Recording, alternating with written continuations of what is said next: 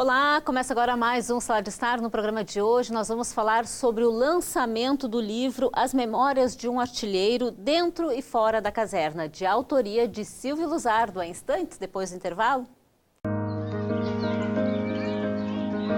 Quero falar de uma coisa, adivinha onde ela anda? Deve estar dentro do peito, ou caminha pelo ar. Coração de estudante, alegria e muito sonho, espalhados no caminho, folhas, coração, juventude, fé. Se a vida fez você parar de estudar, mas você tem coração de estudante, vamos começar de novo. Procure a escola mais próxima e matricule-se. Uma pátria educadora se faz com mais acesso à educação.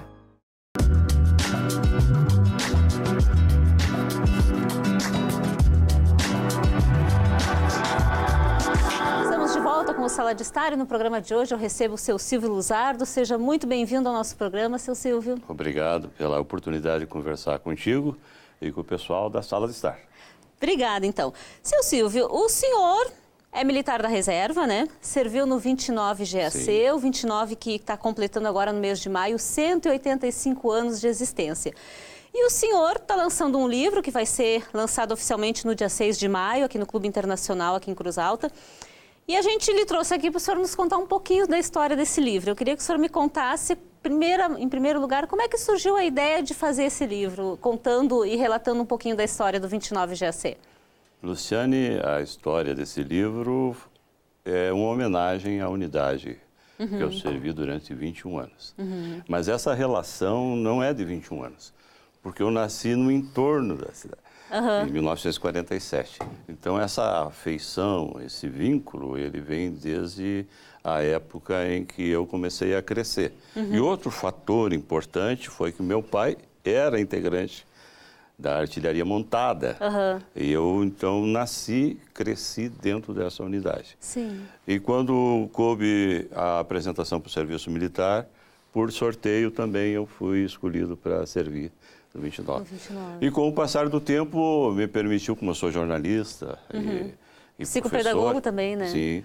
Eu fui acumulando, guardando episódios, casos pitorescos que iam acontecendo com naturalidade. E eu sempre tive o hábito de escrever, de anotar essas coisas. Então, tem um bom volume de informações em que eu posso hoje transformar num livro que nós estamos conversando sobre ele. Sim. Que legal. E me diz uma coisa, seu Silvio, o quartel está completando 185 anos. Como é que é para o senhor que fez parte dessa história, né? E teve um convívio grande com essa unidade? Como é que é para o senhor esse sentimento de poder estar contando essa história para as pessoas? Tenho muita honra, em primeiro lugar, e me sinto lisonjeado pela oportunidade que me foi dada pelo atual comandante, o Tenente-Coronel Said. E conversando com ele, surgiu essa possibilidade de eu trazer para transformar num livro todo um pedaço importante da história do 29, são 185 anos, e eu fiz então um resumo da obra para não tornar também muito cansativa e dar espaço para as outras propostas que eu incluí dentro do livro. Sim. E só do 29, por exemplo, há episódios muito interessantes. Por exemplo, a bandeira do Rio Grande do Sul. Todos nós conhecemos, admiramos, ela começou dentro do 29, nos anos de 1800 e pouco. Então, a síntese da bandeira foi criada dentro da nossa unidade. Na época ali da Revolução, do padre Diogo Feijó, que tinha aquela revolução ali da época da Guerra do Paraguai, surgiu essa. E eu fui criando afeição pela história, né? Pela afeição, pelos fatos que foram acontecendo. Nós temos comandantes ilustres, temos feitos marcantes em combate. E tudo isso, essa geração que está chegando não conhece. Não tem a mínima ideia. Não tem a mínima ideia. Então, eu me senti assim no papel, já que eu tenho facilidade de escrever, tenho facilidade para falar, nada melhor, então, do que transformar isso numa obra que a posteridade possa visitar, conhecer não só a história, como as pessoas que viveram numa época, os casos pitorescos e a minha ideia sobre o mundo que eu estou vivendo. Eu acho que deve ser muito interessante poder contar a criação de fatos, né, para essa geração nova, porque a gente percebe que essa geração, eles acabam não tendo muito interesse pela parte histórica, né? Eu acho que eles podendo ter esse convívio com o autor do livro e podendo presenciar, né, saber que aquela pessoa esteve naquele momento lá, eu acho que isso daí é bem importante, bem interessante. Muito importante. Luciane, para você ter uma certeza, nós temos aqui um câmera, o Paulo. Nosso câmera... Pergunta para ele qual é um dos melhores momentos da vida, né, Paulo? Vai ser prestação do serviço. Depois a gente vai botar lá a imagem do nosso cinegrafista lendário aqui da Unicruz TV, Paulo Ricardo Pinto, para que vocês possam ver, que também... Serviu na infantaria, mais ou menos na minha época. E é interessante isso, porque se eu for selecionar para ti e para os telespectadores, qual foi dos 32 anos que eu servi, qual foram os 3 mais importantes, o ano que eu fui recruta. É um ano inesquecível. E os outros 2 foi quando eu lidei com o recruta. Lidei com o soldadinho, fui orientador dele, foi me dada essa oportunidade. Os demais eu fui um burocrata. Fui um burocrata, fiz o meu papel lá dentro, né? Mas os 3 momentos assim marcantes foram justamente aquele que a gente tem o trato, o dia a dia, caserna, acampamento, marcha, exercícios, tudo isso então marca muito e geralmente a pessoa não esquece. Sim, as manobras. As manobras de campo, né? Aqui, Saicã, em outros lugares, que você se desloca e há então indiretamente surge a coesão, o espírito de equipe. As pessoas ficam presas uma à outra, principalmente as armas que nós temos, a artilharia, ela depende muito do trabalho de equipe. Então, a comunicação, o pessoal de cálculo, topografia, o pessoal da peça, todo mundo depende um do outro para poder cumprir bem a missão. Cria o espírito de equipe. Isso muito é importante. Muito importante. E a gente não esquece. Sim. Não esquece. Se o senhor pudesse destacar um momento, né, durante esse tempo todo que o senhor serviu ao Exército, qual seria esse momento, seu Silvio? Olha, eu teria muitos para contar, né? Mas eu vou contar um episódio civil e um episódio militar. Né? O último serviço de oficial do dia no quartel-general do Exército. Como eu te disse, eu gosto muito de conversar com o soldadinho. Então, na hora da revista Recolher, fui lá conversar com os soldadinhos. E um deles, ô tenente, o senhor está sem uma estrela. Eu usava 2 estrelas aqui, era o primeiro tenente. Estava faltando uma estrela aqui. Não, mas se preocupe que eu tenho uma lá no armário. O quartel-general do Exército tem 5.000 pessoas trabalhando diariamente. É uma enormidade, é chamado Forte Apache. Você vai, às 6 horas da manhã do dia seguinte, se apresenta uma delegação. 3 soldados para me entregar a estrela. A estrela. Se deslocaram do fundo do aquartelamento e vieram entregar para mim. Eu fiquei assim, um momento inesquecível, porque foi o último serviço que eu tirei. Eu estava completando 30 anos de quartel e aquilo me marcou, eu carrego até hoje. Abri a pasta, está ali, a estrelinha. O civil eu pertenci muitos anos à diretoria do Grêmio, dos subtenentes sargentos, de Cruz Alta. E teve uma época que nós fomos atrás da sede campestre. Muitas pessoas nos ofereceram sítios e a sede campestre hoje está aqui na Vila Nova, está ali constituída. Mas fomos visitar. Cheguei na charqueada com a comissão de obras, as esposas nos acompanhando, e havia um caseiro nos esperando. O proprietário tinha viajado e alertou o caseiro que iria nos receber. E nós chegamos lá, ele mostrou assim, pode ficar à vontade, fiquem à vontade. E aí, quando nós iniciamos a caminhada, o senhor é o Luzardo? Perguntou para mim. Aí a Wanda se afastou, acompanhou a comitiva ali. Sim, o senhor poderia me acompanhar? Pois não. Aí acompanhei, ele levou para a casinha dele, chão de terra batido. Eu entrei e tinha um monte de jornais do Cruz Alta Urgente. Aí ele apanhou o jornal Cruz Alta Urgente e disse assim, olha, seu Luzardo, eu mal consigo acolher as palavras. Mas se tem uma coisa que eu gosto no jornal, é do que o senhor escreve. Porque o senhor não puxa saco de gente, o senhor fala de fatos. Então, para ele era importante saber notícias. E aí foi uma característica minha, quando o jornalista em Cruz Alta abordar Sim. Fatos, né? Questões que tinham que ser resolvidas. E eu acredito que para ele isso era importante, e foi um presente que eu ganhei. Que marcou. Que eu nunca esperaria, né, receber Sim. de uma pessoa simples. Nossa, que legal isso.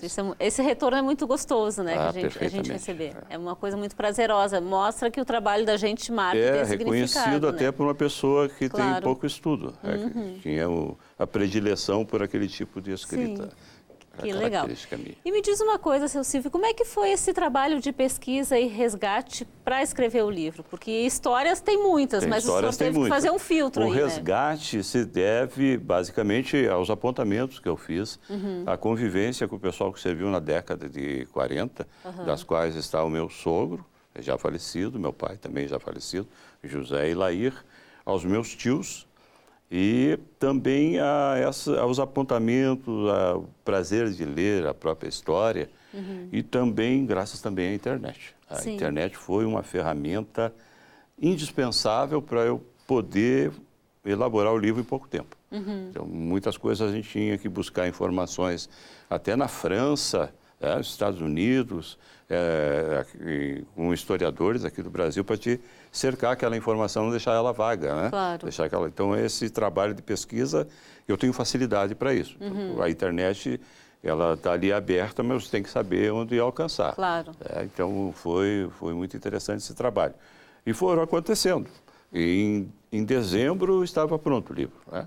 O senhor levou pouco tempo, então, para fazer o livro. Mas aí o cara me falou, passou das 410 páginas. O senhor vai ter que tirar. Meu Deus. Tive que tirar 80 episódios. Né? 80 episódios. E no último capítulo eu coloquei uma abordagem minha como professor e observador da parte da Constituinte, que eu acompanhei a Constituinte. Servindo em Brasília, eu estava terminando o direito. E muitos dos meus colegas trabalhavam em tribunais, trabalhavam na esplanada dos ministérios. Então, eles traziam de lá tudo que estava quente para ser aprovado na Constituinte. Então, eu acompanhei a Constituinte e também acompanhei o pós-Constituinte.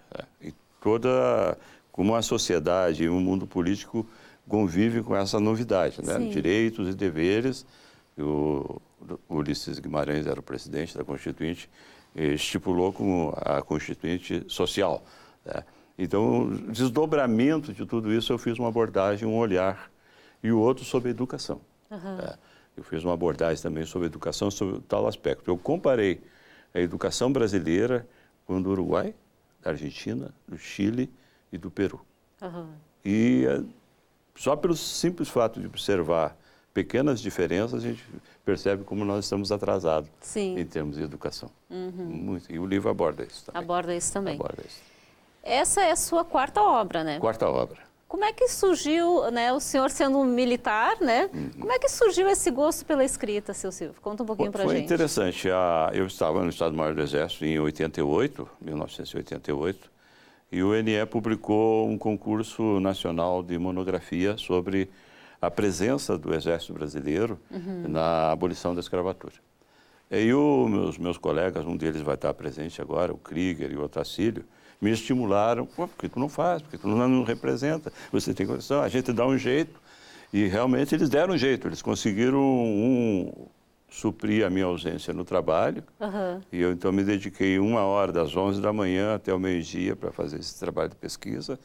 E também os colegas da própria faculdade que me forneceram subsídios, né, livros. Então, o primeiro livro foi graças ao espírito de solidariedade dos meus colegas. E tive a honra de conseguir o primeiro lugar da Bibliex com o prêmio Franklin Doria. No ano seguinte, era o Exército e a Proclamação da República. Eu já estava no embalo. Vamos de novo. Vamos de novo, vamos de novo. E daí aconteceu o seguinte, veio o Plano Collor e a Bibliex ficou sem dinheiro, sem investimento para a publicação do livro. Em 2013 eu resolvi bancar isso, né? Fui atrás de recursos, consegui um patrocínio da Fundação Habitacional do Exército e publiquei o livro com o apoio deles. Mas eu tinha um contracompromisso, né? Eu prometi enviar essa obra, eram 1.500 exemplares, para todas as bibliotecas públicas do Brasil e bibliotecas municipais e nas escolas onde tinha já biblioteca. No caso de Cruz Alta, eu vim aqui, falei com o Moacir Marquesan e aí distribuímos elas na rede. E eu fiz uma pesquisa também, pesquisa com o Ceará, com as bibliotecas municipais, Santa Catarina e Minas Gerais.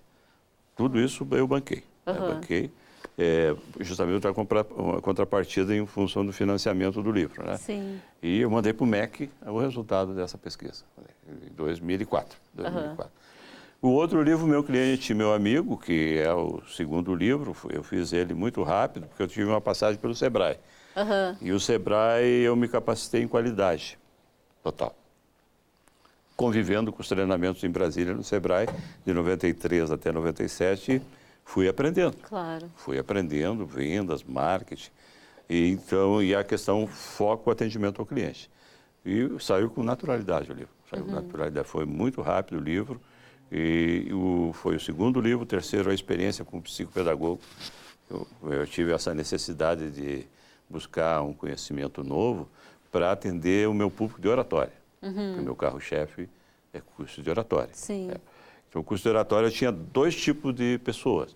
A que queria se qualificar para dirigir reunião, para falar em público. E a outra é o inibido, o tímido, o bloqueado, o envergonhado. Então, eu sentia uma certa dificuldade em lidar com esse tipo de público. Claro. Aí fiz uma extensão em psicopedagogia para me qualificar para enfrentar esse tipo de... E surgiu o livro. Então, o livro, falando em público, é um livro que aborda justamente episódios, conta histórias também dos alunos que eu tive em sala de aula, que tinham um determinado tipo de problema, e eu ofereci a técnica para resolver. Para eles pudessem resolver. E esse livro que vai ser lançado agora no dia 6, o senhor contou com apoio e alguns apoiadores culturais também? Os apoiadores, o de Cruz Alta é o Facini, o meu que preparou o livro, e a gráfica de Jaraguá do Sul, então, também deu um apoio. Antes da gente começar a gravar, o senhor me contava que o senhor teve auxílio também do Alfredo Roeber para fazer algumas pesquisas no que se refere à fotografia, 3, né? Exatamente. Então, são fotografias dele e do Duda que passaram por uma triagem, e aí eu acrescentei o texto legenda, com base nas informações que eu tinha. Então, tem fotos acreditamos nós, em 1930, 1920, a gente foi fazendo comparações de fotos com o vestuário das pessoas, trajes, então, porque não existia nada escrito atrás. Então, foi por aproximação, algumas delas, algumas delas foram... E outras eu tenho as informações, elas são passadas aí. Né? O senhor me contava que eram cerca de 1.000 fotografias que vocês de 1.000 fotos passaram pelo crivo, para triagem, em 2 dias. E além das fotos do Weber, que já são selecionadas, ainda tinha o acervo do Duda, que é o fotógrafo atual lá do 29. E aí foi feito todo um processo de triagem. Né? Dessas 1.000 ficaram quantas? 60. 60 fotos. Foi um trabalho difícil. Algumas teve também fazer comparação com o vestuário da Primeira Guerra Mundial, da Segunda Guerra Mundial, armamento também, para saber que tipo de armamento estava sendo usado na época. Mas é um trabalho prazeroso que a gente está oferecendo ao pessoal. Sim.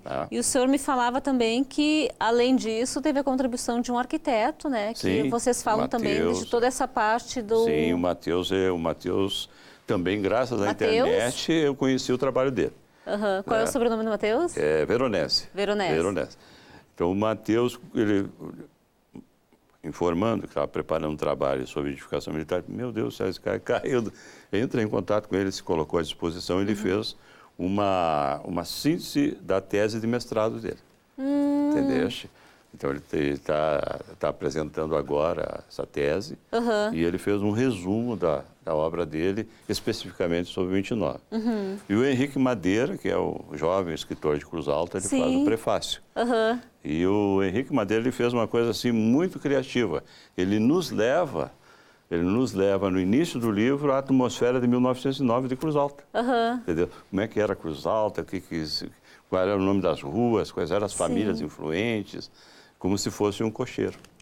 Então, e ele vai parar para o veículo de transporte lá na frente do 29. Ele passa a palavra para mim. Sim. Muito interessante. Nossa, que interessante. E quem fecha na contracapa é também um jornalista de Cruz Alta, já aposentado, está com seus 80 anos, seu Darcy Schultz, que foi a pessoa que me acolheu no Diário Serrano, como foca. Comecei a trabalhar no Diário Serrano como foca, então convidei ele para fazer uma abordagem, uma justa homenagem ao Darcy Schultz também. Sim. Nossa, que interessante. E com certeza o livro traz, é riquíssimo em dados, né? Pelo que a gente percebe aqui. Que sim, é riquíssimo em dados e eu acho que é bem importante que conta um pouco da história da nossa cidade. Né? Ah, sim, também. A Cruz Alta ela tem essa relação muito íntima com o Exército Brasileiro. Isso já se manifestava antes da virada do século, 1878, por aí.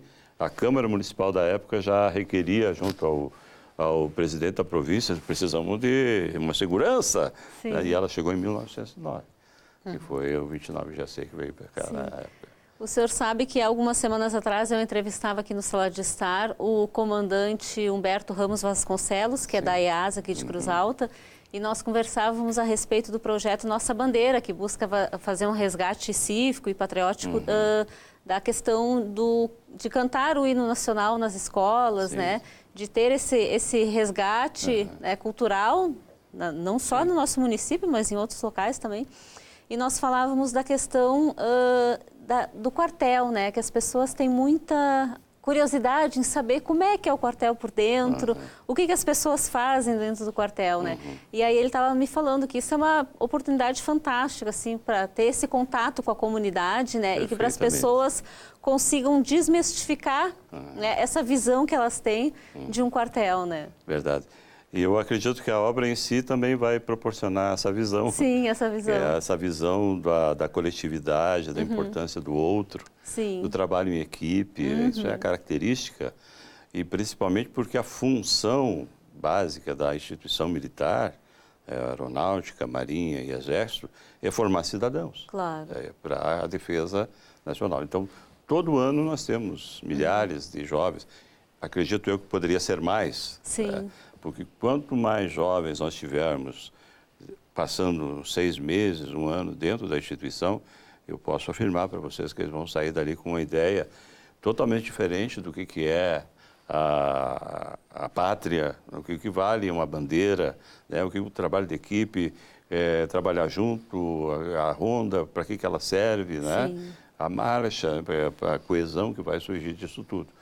E as oportunidades que a gente tem atualmente são muito restritas em função às vezes da ideologia do governo atual, falta de recurso, que minimizou a presença da instituição na comunidade. Mas mesmo assim a gente faz a nossa parte, formando o cidadão. Ah, que bom. Vamos falar do lançamento do livro. O lançamento do livro vai ser no dia 6 de maio, na próxima sexta-feira, às 8 horas da noite, no Clube Internacional. Perfeitamente. É isso? O senhor vai estar presente lá? Claro, né? Sim, e tem toda uma festividade, né? É do Rotary Clube Ana Terra, liderada para Franciele. Sim. E encontrei nela, num simples telefonema, uma sensação assim de muita afetividade e afinidade no projeto que eu expus para ela, que ela abraçou imediatamente. Sim. E a partir daí a gente tem mantido contato, e eu acredito que, devido ao trabalho dela e das companheiras do Rotary, nós teremos uma boa presença lá para mostrar e participar, principalmente, né, que é a minha intenção, não só de lançar o livro, mas mostrar um pouco do 29, a relação importante que o 29 e a IASA e o Comando AD tem com a comunidade. Né?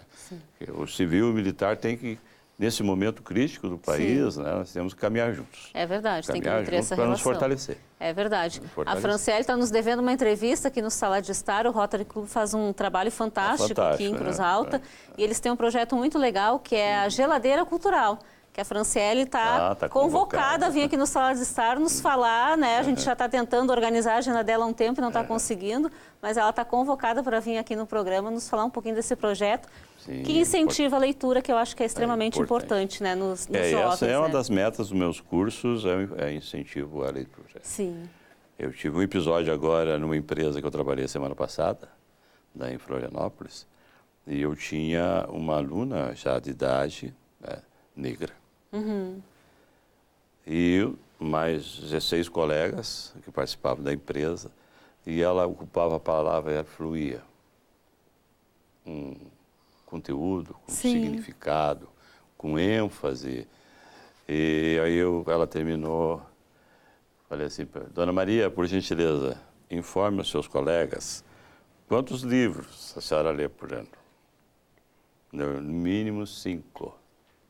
Nossa. Então, caros colegas, está explicado por que vocês estão aqui e não conseguem falar. Quem lê tem facilidade, claro, né? Você absorve um conhecimento. Exatamente. E o apego à leitura é fundamental. Infelizmente, a escola brasileira não privilegia mais isso, né? Não incentiva. Não incentiva a leitura, a escrita. E os meus cursos têm essa característica. Eu estabelecer a importância. Como diz o ditado, quem lê tem conteúdo, né? Quem lê tem conteúdo, tem significado. Tá certo, seu Silvio. Eu queria agradecer muito a sua participação aqui no programa. Desejamos ao senhor um excelente lançamento, agora na próxima sexta-feira, do livro Memórias de um Artilheiro, dentro e fora da caserna. Isso. Assim como nós estamos dentro da sala de estar, sim, daqui a pouco eu estarei fora. A proposta do livro é essa, né? A convivência agradável que eu tive com você, agradecer. Sim. E também ao pessoal que tem a oportunidade de conhecer um pouco do trabalho. No dia vai ter o livro lá para as pessoas poderem adquirir. Autógrafo. O Beto Barcelos e o Felipe Melo irão nos brindar com algumas músicas. Uma delas é segredo. Uma delas é segredo. Será apresentada lá pela primeira vez. Inédita, então. Inédita. Então é mais um atrativo, além do livro e da companhia que a gente vai ter lá. Espero encontrá-la lá, né? Sim, vamos comparecer. E ter a oportunidade de rever muitos amigos da minha época. Sim, isso vai ser muito legal e importante, né? Espero que eles não tenham se esquecido de mim. Sim.